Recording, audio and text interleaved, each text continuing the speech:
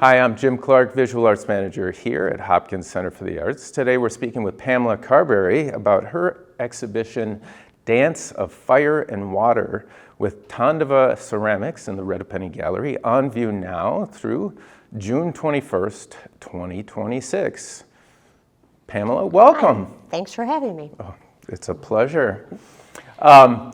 Looking at your gorgeous prints, it seems clear, quite overt what your inspiration is, but I'm going to ask as a matter of form, is your inspiration the big lake? It is, but it's more water itself. Okay. It's not just the big lake. Yeah. Like, I do some that are just about the big lake, Yeah. but it's mostly about water. And when we talk about the big lake, for non-Minnesotans maybe that might view this, we're talking about Superior. Lady Superior. Yeah. Exactly. You live up in Two Harbors, and are you on the water? Right on the water. Yeah. 40 feet, right there. Wow. Yeah. Wow. Yeah. How long have you been there? I've been there 7 years now, I think. Yeah. Marvelous. Yeah. And when you say that it's often inspired by Superior, but just water in general, Right. tell us about your relationship with water. Has this been something lifelong? Lifelong. Yeah. Definitely lifelong. I've always been just attracted to it. Like, if traveling and you see a body of water, I must go and look.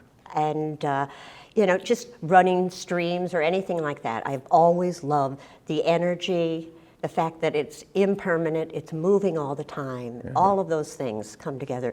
The swells, the curves, the light reflections on it, everything put together. So any kind of water has always enticed me. Sure. Now I'm getting more definitive because I live there. Yeah. So it's a lot of the pieces are based on what I'm seeing there. So, but I wouldn't say it's Lake Superior per se. I'd say it's just water. It's more than that. It's more than that. Has this been a persistent subject in your art making practice forever? No. It has been off and on. I did portraits early on, and then I did city landscapes, black and white prints for quite a few years. Yeah. About 10 years. Cleveland. Cleveland, Cleveland. yeah. Buildings, bridges, all of that stuff. You live there? I live there. Okay. Yeah. So that was that. So it's sort of evolved. I've always loved drawing water or, doing a little painting here and there, but I started putting it in my prints a lot more in the last 7 years. Last 7 years? Yes. Okay. Is there a place that one can see that earlier work of the portraiture and the cityscapes? I don't have them on my website. You don't? Because I just felt like, how big a website do I need? I make a lot of work. And so to have hundreds of pieces seems really silly, Yeah. Yeah. What- My basement is where you can see them all. They're all right there for We you. were talking, we should have done an off-site to your space. I know. Yeah, The basement would have been a killer. So.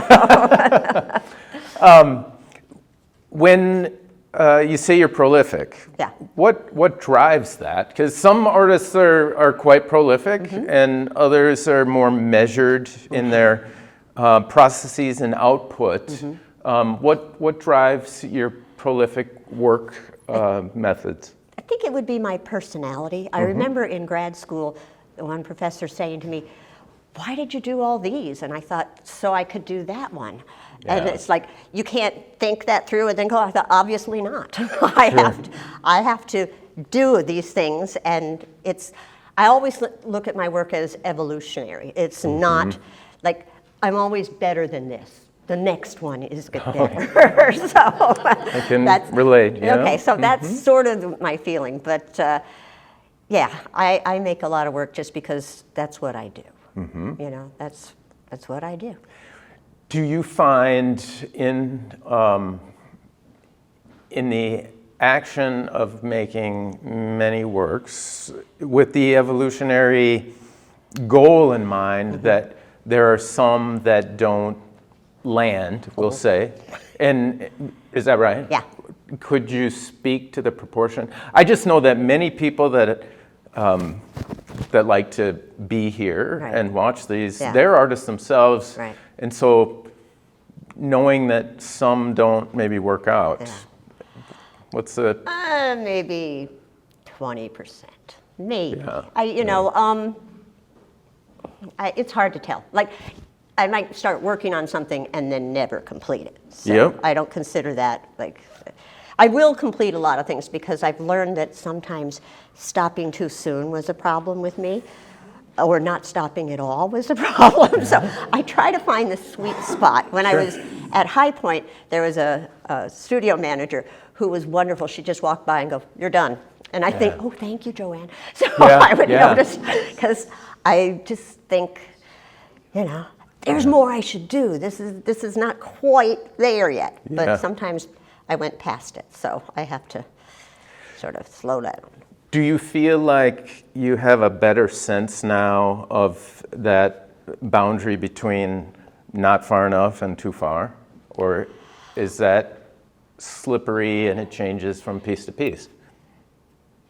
I would say yes, it changes from piece to Yeah. piece. I have a lot of self-doubt, so while working on things, I'm sure this is not the way I want it to be, or it's not going to turn out the way I want it to be. But so that's why I tend to keep working, because maybe there's something I didn't think about, or some process I didn't. And since it's printmaking, I start with a larger edition and I can mess up.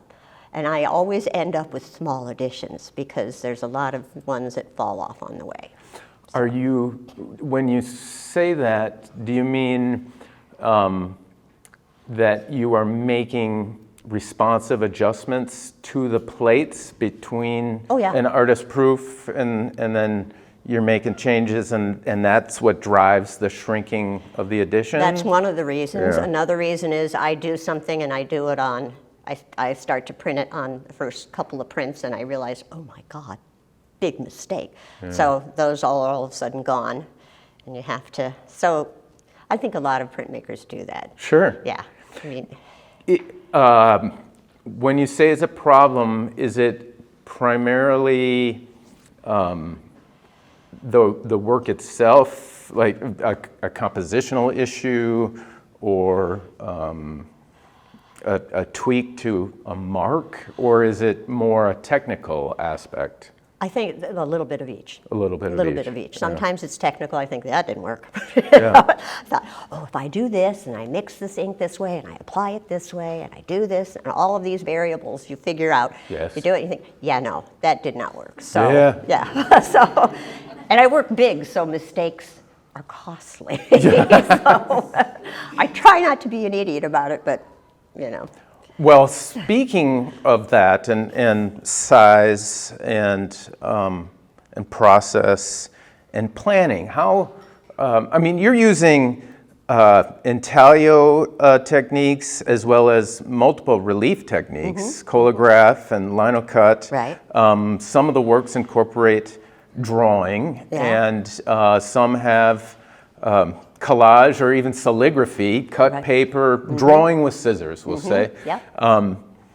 Are you planning those elements out from the get? Like, do you have a preconceived notion, crystallinely in your head, of what you want the work to look like at the end, and you're chasing that? Not really. I have a vision that sort of informs me. Yes. And it gets tighter as I move along. It gets like what I thought it was going to be part of the image is not, because it's superfluous, it's not right, whatever. Sure. So, it's sort of, I have an idea, sort of. And people ask, do you do drawings first? I do quick drawings. And like for this piece, I would have done a quick drawing because I wanted to see the space, the window space, how much of a curl I wanted, how much background, all of those questions. So that's the quick drawing. Yes. And then the first plate usually holds the main image, at least in my printmaking. Yeah. And so that is, I might quick do that drawing onto the first plate, then I start carving or whatever it is to make the plate. What medium are you using to do that first drawing? Well, in this piece, it was, in the first drawing, it was just graphite on paper. Okay. Yeah, I just used big pieces of graphite. Full size or more Full size. thumbnail? Full size. Full size. Yeah. Yeah, I don't like tiny little delicate, because I'm not. So I have to do, I feel like I have to do bigger pieces for that reason. Plus, That's a bit surprising because they're so rich in minute detail. you're right. And so you could do this as a print, right? Yeah, yeah. Yeah, and I think maybe 100 years ago, that's how I did do things. Is that right? Yeah, but You started smaller. small, black and white, no color.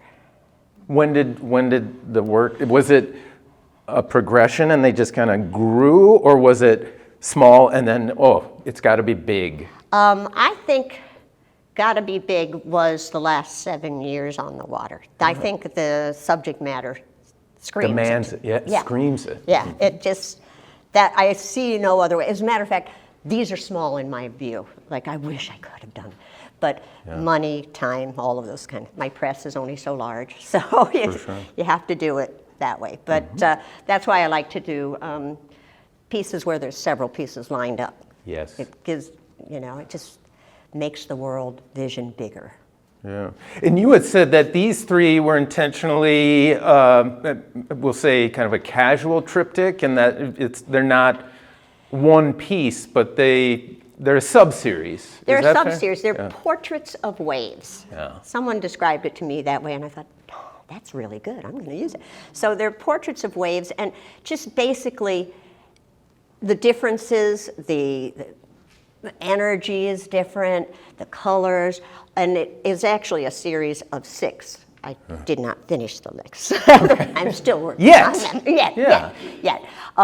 So each piece I figured I actually did approach as a portrait to that piece. And then I knew the next one I wanted the curl different, or I wanted the spray different, or I wanted the colors that scream winter to me more than summer, that sort of thing. So that was just to try and give that feeling of motion, of it's constant and it's not permanent. It's constant moving, and yet that wave is not there anymore. That wave is there for that second. Done. So that's sort of how I approach the portraits of the waves. And that sense of impermanence, and you're capturing impermanence in a permanent object, right? I mean, it freezes it, but is that sense of impermanence the core of what draws you to the subject? I think it might be a little bit. It might be part of it. It's that if you got to capture it with your eye that second, and then yes, there's another wave, but it's that state of motion at all times. That's one thing that I do like. The sort of the fierceness of it, yes, the calmness of it, the reflective qualities of it. All of those things are what brings me to it, I think.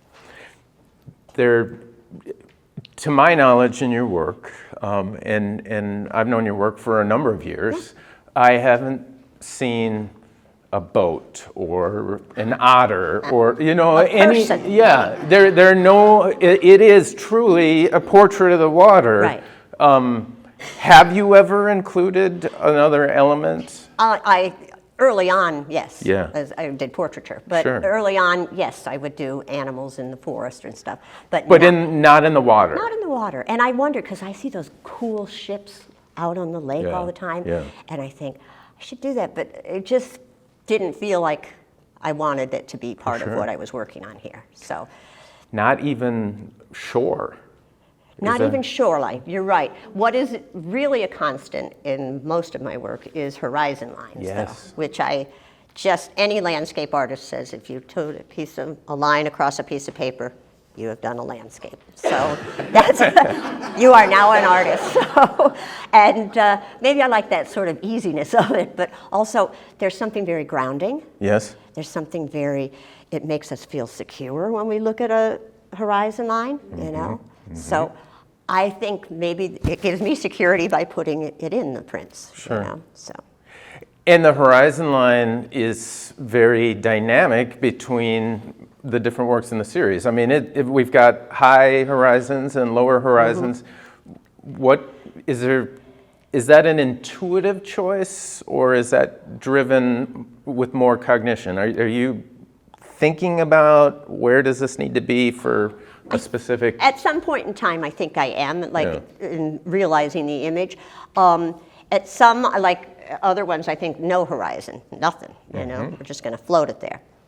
Yes. Yes, but with the horizon line, I guess I sort of feel it right away. Like I know in that image there, straight ahead, I wanted to have this feeling of this creeping moon coming up, but just the flatness of it, and yet when you go up close, it's not flat, you know? It has that sort of breaking up the page, and I felt like the line had to be higher up there for that reason, you know? So, and like the piece way over there with the tiny little horizon line. Yes. Because I felt like the importance was more the water before, just the motion before, the light catching those pieces, and I wanted to put a light source in there, thus throwing the sun there with the horizon.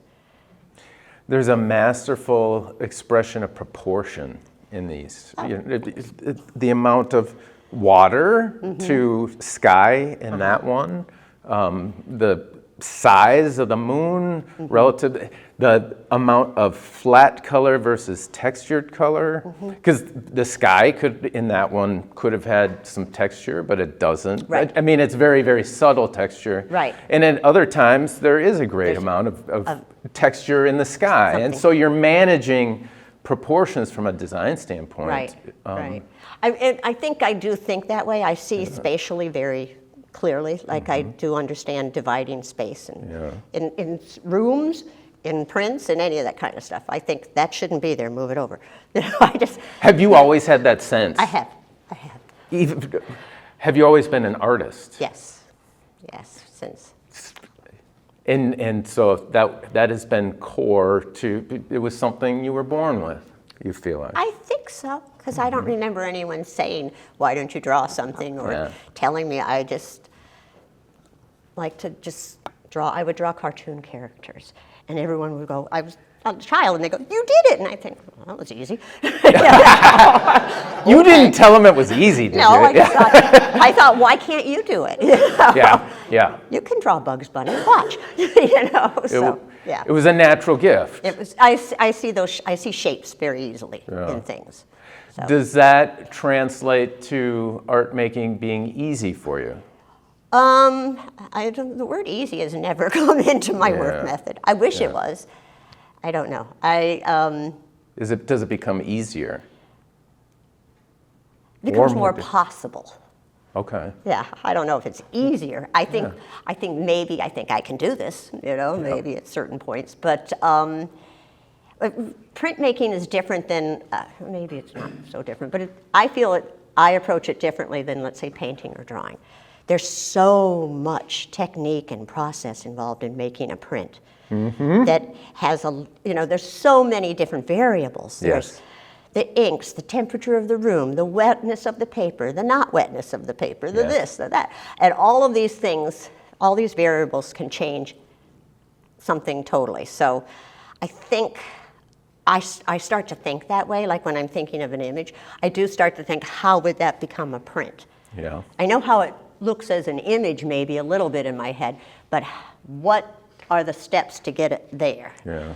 And, it's easier in the fact that I know more steps and I'm more comfortable in my knowledge of printmaking. Yes. But I am also not crazy enough to think that I know enough, and that there's a lot more I could learn. You're still researching. Still researching, still watching how, like at High Point, I love to watch the master printers. Yes. It's like, how did you do that so easy? Yeah. So, And when we speak about High Point Center for Printmaking in Minneapolis, a wonderful resource in the Twin Cities, and they work with international artists. Yes. And you're a co-op member? Yes. Been there since the beginning of time. I think that their big anniversary thing, I was one of the oldest members, not in years, but in time. Longest tenured. Thank you. Yes. I was the oldest one there. For sure. So, yeah.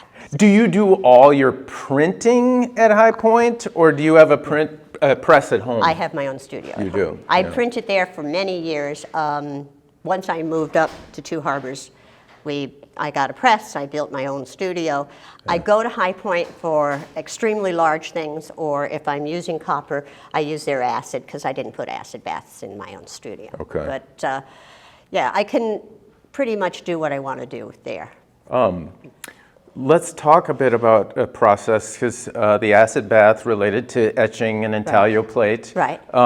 But this piece, for instance, Rolling Wave, incorporates intaglio process, linocut process, and colograph process. Right. Mm-hmm. Can you walk us through those three and how that comes to become this, to express this? So each of those processes are done with a different plate, a different kind of plate, and you make the plate differently. As I said, on this piece, I believe I started with the linocut, the linoleum plate. Mm-hmm. Linoleum is so simple. I mean, that's why we teach it to third graders, right? Yeah, yeah. And at first, when I started doing it, I thought, it's so elementary. I can't get a finesse out of it. So I had to work at it for quite some time. And then I realized that mixing other forms of printmaking with it would give me that sort of finesse that I wanted. Yeah.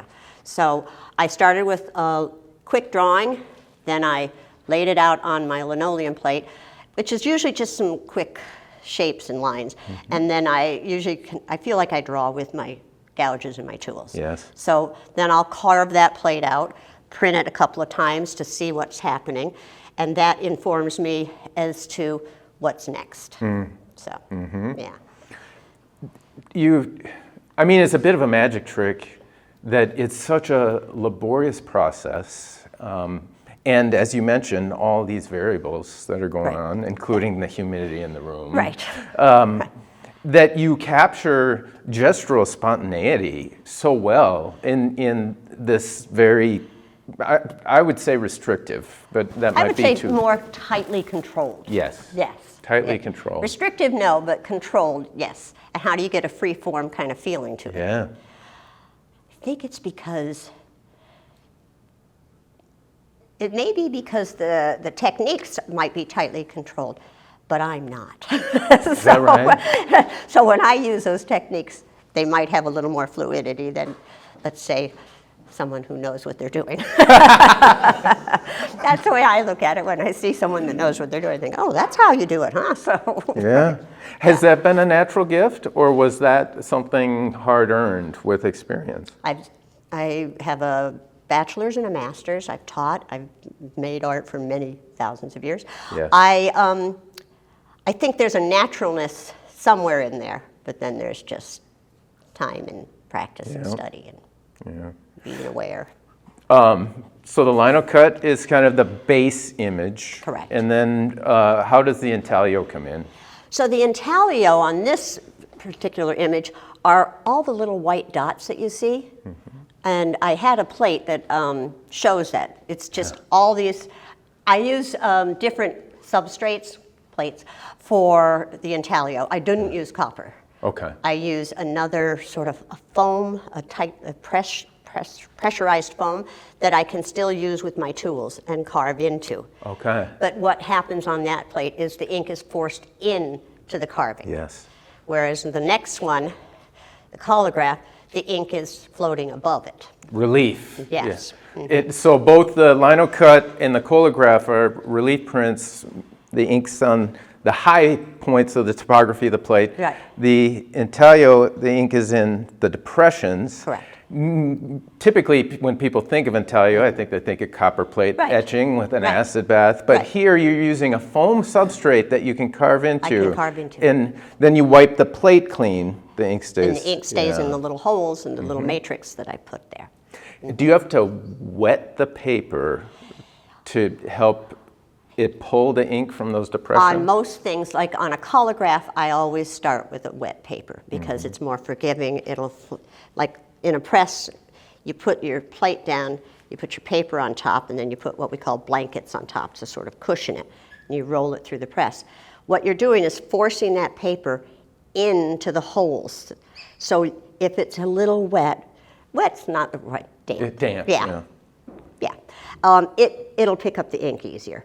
And if you're doing plates that have higher levels on it, you don't want to use dry paper because it'll rip it, because the force of the press hitting it. So sometimes I print wet ink on top of wet ink because I like that fact. What does it do? It sort of marries the lower portion and the top portion. It takes away some of the close, sharp lines. It makes them more fat and juicy. So that I do that. A lot of times it's wet ink on dry ink. Yeah. Is there a certain amount of the unexpected that you welcome in? Happy accidents. Yeah. When I teach, that's the whole thing. That's the only reason I think I do printmaking, is because you run it through the press and you lift up the blankets, and there's a ta-da moment. Even if it looks like crap, it's still fun. And when I teach little kids, it was so fun because, like, I initially clap when I see something. So the whole classroom's clapping for their little prints coming off the press because there's a ta-da moment to it. So that's, I think, probably why I started printmaking, for that moment, just to live for that moment each time. So, and now it's a bigger moment, so it takes longer to get there. But yeah. How long? I mean, people are always, well, how long did this take you, right? But, and I don't mean in that sense, like punching a clock kind of thing, but in a kind of general umbrella way, do these works of a similar size, do they take about the same amount of time, or are some longer to birth, some are longer, so to speak? some are more immediate, but I'm usually working on 3 or 4 prints at the same time. So I go, different steps of each one of things. I try to control myself to only do that many, because I can do a ton at the same times, and then you're just like crazy because you don't finish anything. You're just like, oh. So 3 or 4 at the same time. Like this piece might have taken me 2 or 3 months but I was balancing another piece at the same time. For sure. Yeah. But it takes me a while because there's a lot of hurry up and wait. There's a lot of, if you make a collograph plate, there's different steps that have to dry between each thing. So you're always waiting for that. That's why I work on several prints at the same time. So I'm working on this one, I can print on this one, I can make the plate for that one. That's sort of happening all at once. So you're always generating and always working. And do different works that you're working on somewhat concurrently, do they influence the other? In some ways. Probably in color sometimes, because you're mixing and you're like, I like the way that looks on top of that. And then you think, I might try that, with the next step that I'm working on that print with. So, yeah. Back to then the third type of printmaking that's going on in this one is the collograph. Can you tell us about that process? So collagraphs is the best thing to do. I love teaching it to kids because basically you're just taking some found items of some sorts and some polymers and that kind of stuff and building up the surface. And you can do it as simple as, let me think, what kids like to do is take a leaf, and put it down and then sort of decoupage it on, and then you can get the texture of the leaf, that kind of thing. I don't usually do found items as much as I build up with different polymers and things like that. I build up my surface. It sort of becomes almost sculptural or topographic. So like on this one, you will see parts of the little spray on the collograph plate. It's built up just by placing the polymer and building it up to the shape you want. And by placing the polymer, are you in essence, in this situation, painting with a clear medium that gives that topography, and you have to imagine, well, this is going to be a color. This is going to be... You are imagining that. And you're using different tools. You may paint some of it. You're using palette knives. You're using all different kinds of tools like that to build up and make the shape happen. It's kind of fun. A lot of times people love the collograph plate more than they like the print, which I get, because I do like some of the plates. They're very They have a history to them because they've been printed, so they have different residue of ink on them. There's all that kind of stuff happening. So Do you retain all of the plates? I don't retain all of them.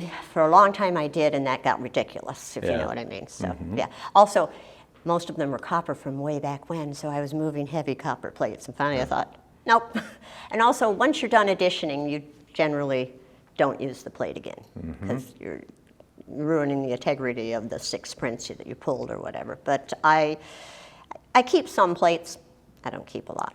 And when you say ruining the integrity, from a conceptual standpoint, like you made this edition, it had a certain number, Right. and now you're diminishing the integrity of that idea by doing more, or the structural integrity of the plate is compromised over time? Some plates will wear. Most of mine don't, actually. I have Is some, that right? Yeah, I have collagraphs from like 30 years ago.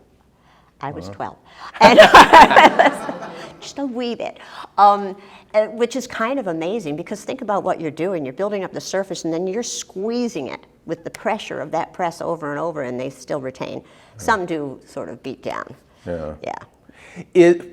Relatedly, is there a certain amount of flex to the polymer that you use that you have to anticipate that this will spread a little bit as it goes through? So when I make my plates, make sure they're totally dry, and then I do an embossing. So no ink, just run it through, and that'll press. If anything's going to move, it'll happen that first time through the press. Yeah. So, and then I have recourse as to, is it okay? Do I do something different? Do I fix it? Sure.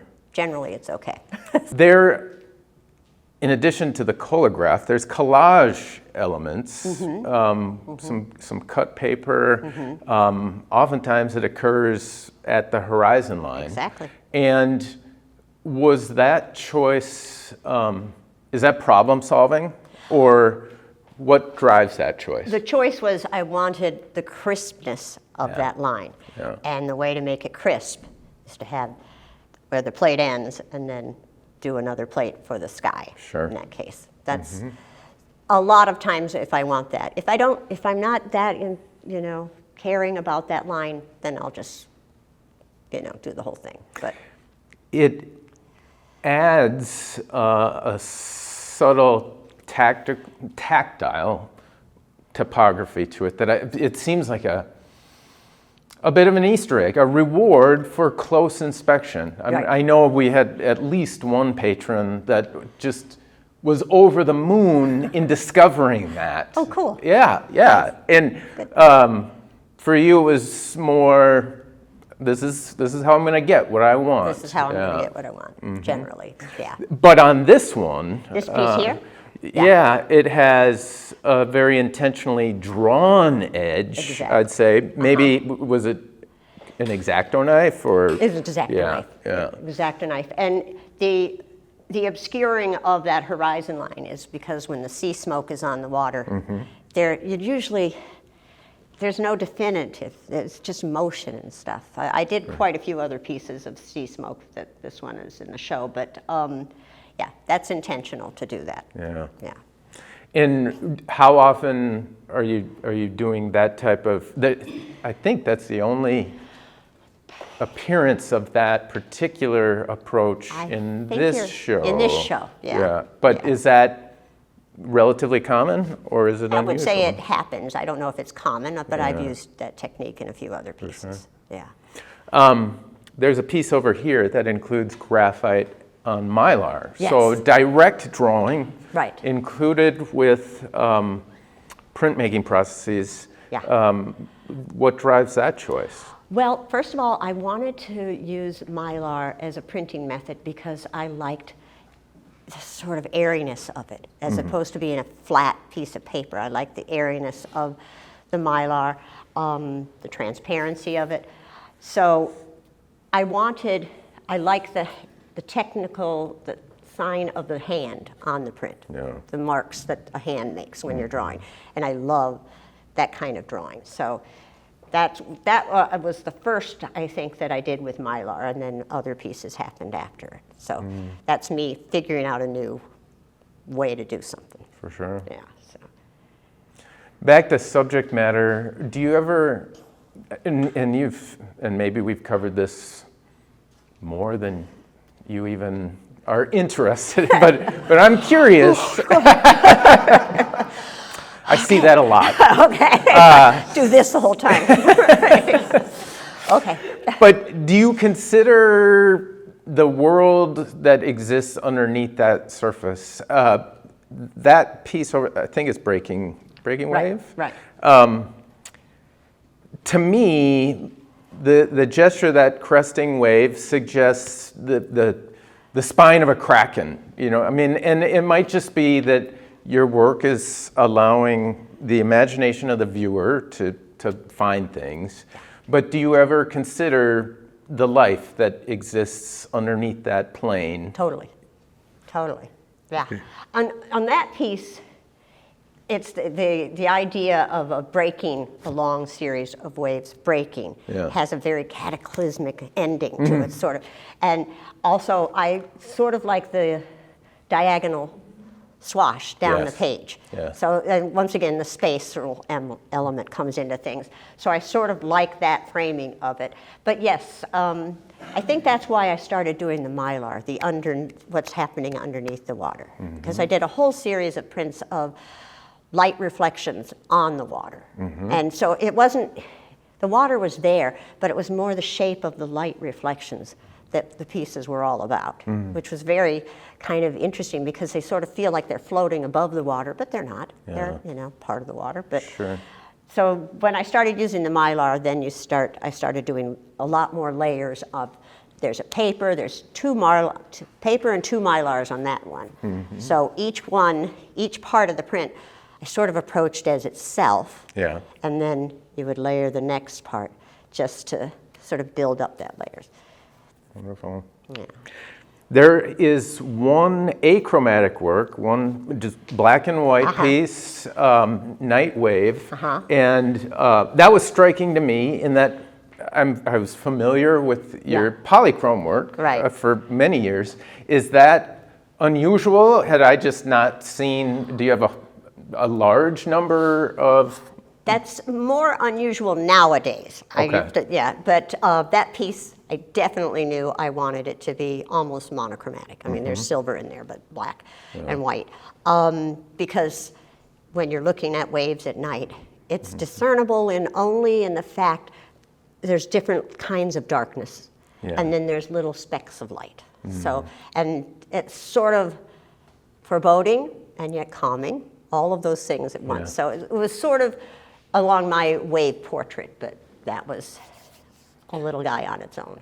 And you don't, that seems to answer this question, but just to confirm, this isn't a direction that you're looking to go in more frequently. It's maybe more a call back to the earlier cityscape? I don't know. All right. We'll tell you when I go home and immediately do that. There we go. So that's how I get my ideas. People tell me. So. Speaking of, what are you working on right now?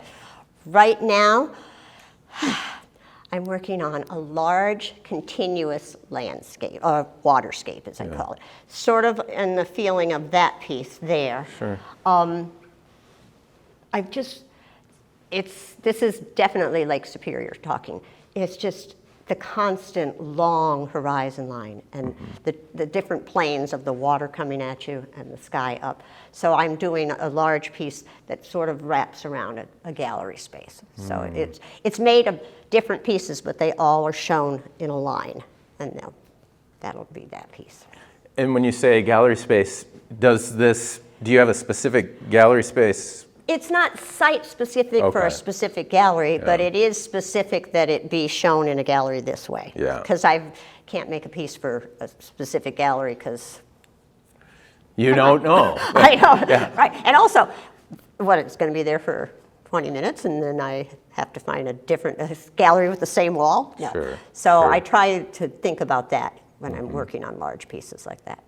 So, and I have 2 more wave portraits that are sort of working on a little slowly. Where can people see more of your work? Well, on my website, PamelaCarberry.com. All right. I post on Facebook and Instagram. I'm in Gallery 360. I'm in... Groveland? Thank you. Duluth Art Institute. Yeah, those kind of places. And I do lots of shows like this. I'll be in artistry in another couple of months. Oh, excellent. Yeah, so that's the piece I'm working on for them. So, Dynamite. so I usually just write for shows, and that's how I do it, you know. Tell us about that. I hate it. I always used to say to my husband, they'll find me, someone will discover me in my basement and say, we want to show you work. It doesn't work that way. You have to go out and sell and talk and promote. So, do you have any tips for folks that are beginning that path? Someone told me a long time ago, and I try to do it, to set aside a certain amount of time. It could be every week, it could be once a month or whatever, where you work on that part of your art, where you work on promotion or putting things on the website or doing any of those kinds of things. Just writing set aside. proposals. Right, writing proposals. I'll say once you write your first one, second's easier. you know, I mean, you have to change them a bit, but once you sort of get an idea of what people want to hear.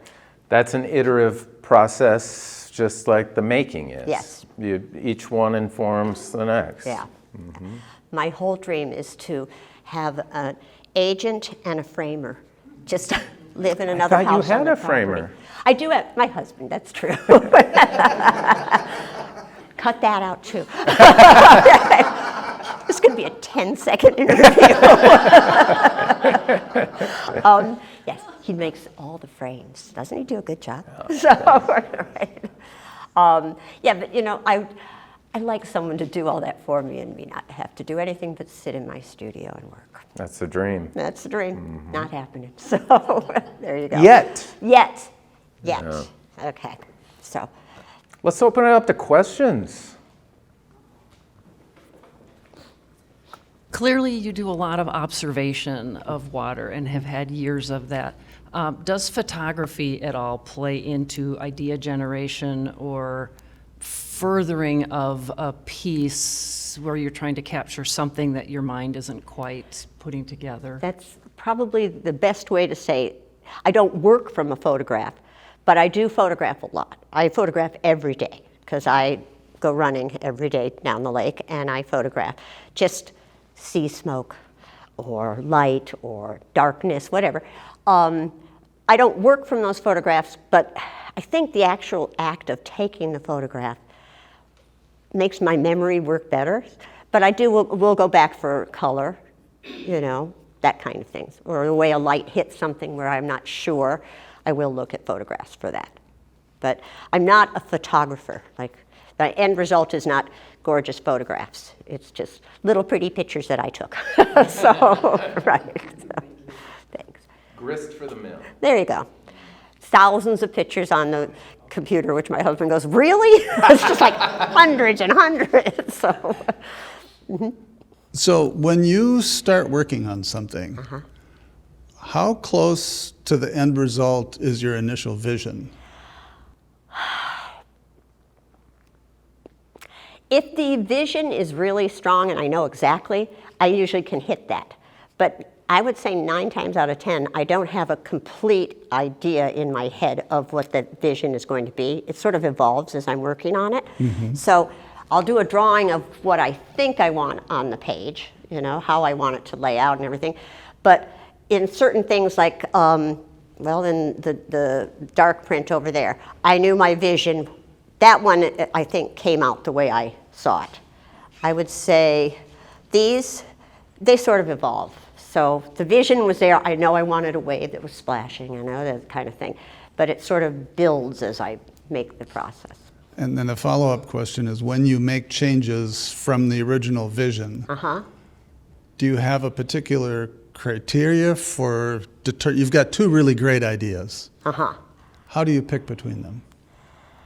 I don't know if I've ever been pushed with 2 very great ideas. Usually one's good and one's not. So, we can all have a fantasy about this. okay. So, you know, it doesn't matter because they're all perfect. No, I don't know. You know, it can be like really practical choices, like do I have the wherewithal to make that plate, or to, do I have the ink? Like, just the mechanics sometimes tell me what I can and can't do. Mm-hmm. But I mean, I do, it's not like I only have one thing of blue paint, ink, and it's not that. But it is in some ways, because when you're working, it's what you have there to work with. So I sort of adapt to what I have to work with. Cool, Yeah. thanks. Hi. Hi. So we've been referring to the piece behind you. Uh-huh. We've got linoleum intaglio colograph. Does that mean that there are 3 runs through the press, or are there more than that? Good question. No, so you have linoleum, which was one plate. Both intaglio and colograph, there were several plates involved. So I made one colograph plate, but then I made 3 more afterwards to get just a detail part. And that usually happens with any of them. So the main plates are there and you're printing, but you want to get something more detailed or whatever, or you want to add a different hint of a color. So I will make a plate that just has that part of the image on. So how many total runs through a press will that represent Well, on that piece? yeah, I would say probably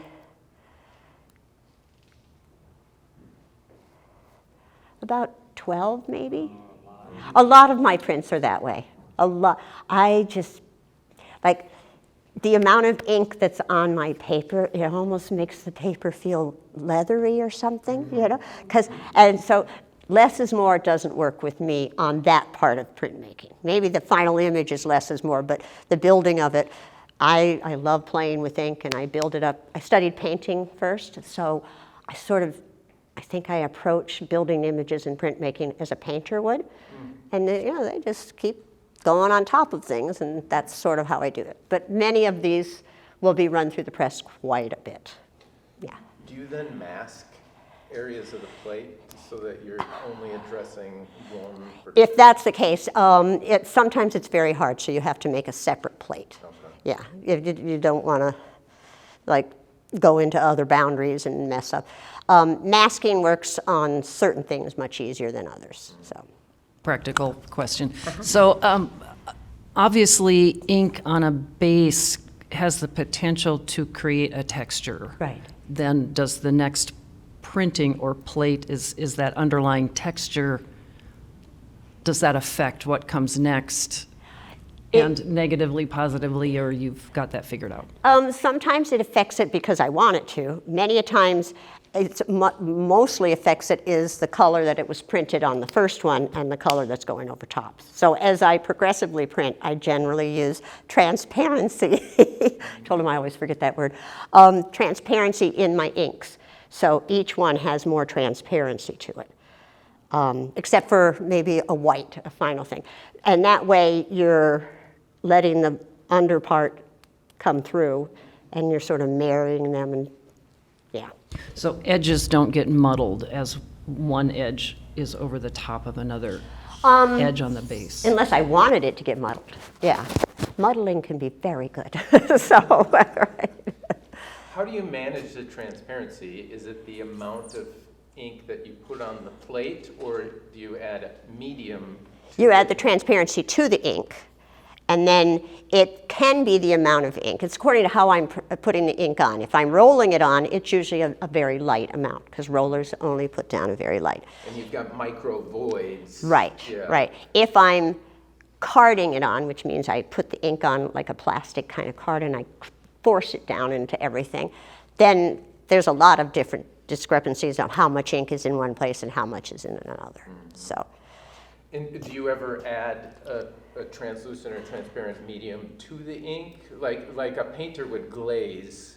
Right. They'd put a semi-transparent layer of color by managing the medium within it and distributing the pigment load. Right. Do you do that in printmaking at all? Not so much. Maybe some people do. Not so much for me, but I generally do start, in many cases, with just printing the whole paper a blank color at first, just because I have that scared of a white paper kind of thing. So it feels more approachable, so I can, you know, even if I put a color on and then put white over it, you still know it's there, you know? So that, in that respect, I do that. Okay, I have a question about the reversing image. You kind of have an emotional connection with the waves, and you know exactly how you want them to go and which direction and all that. Is it hard to do it in reverse then? I think it would be for some people, but when I discovered printmaking, I thought, I do see backwards. This is perfect. Yeah, I have no problems with it. Yeah, I mean, that would be the one stumbling block. Everyone goes, it's a mirror image, can't you do it? And I think, oh, no, I see it fine. So I can work backwards, and like you change a drawing, I can draw it backwards. So, yeah, I think that's just from maybe the way I see, but also from years of doing that kind of stuff. So Visual ambidextrous. there, yeah. And I do draw with and print with both hands, too. So, Really? yeah, I've always done that. Yeah. You saved that to this board. I think we should have opened with that. I'm ambidextrous. No, I am only in certain things. In drawing, I definitely draw with both hands. Wow. Yeah. Yeah.